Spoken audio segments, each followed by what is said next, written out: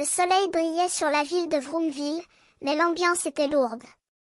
Campy, un journaliste du magazine Voyage autour du monde, était venu faire un reportage sur cette ville, mais il avait déjà commencé à se plaindre de la manière dont les habitants l'accueillaient.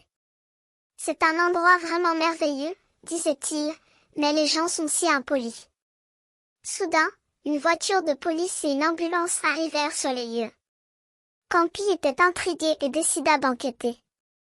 Il rencontra Ambre, une membre de l'équipe de secours, qui lui expliqua que le camping était interdit à cause du risque d'incendie.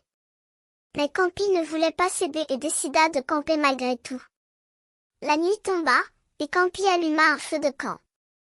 Mais, à peine avait-il commencé à se détendre, que la forêt prit feu. Au feu! Au secours! Cria Ambre.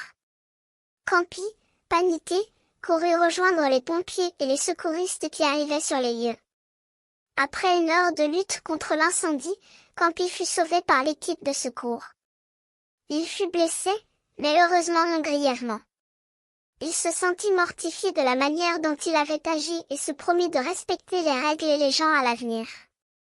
Le lendemain, Campy écrivit un article sur son expérience à Vroomville. Il décrivit la ville comme une merveilleuse destination, mais il souligna également la gentillesse et la disponibilité de l'équipe de secours.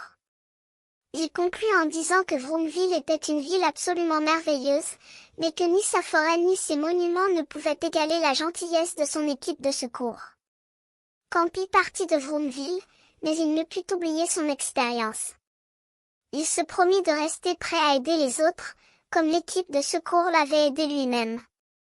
Et il s'abonna à la chaîne de Pini, un média qui diffusait des vidéos sur les premiers secours et les secours en montagne.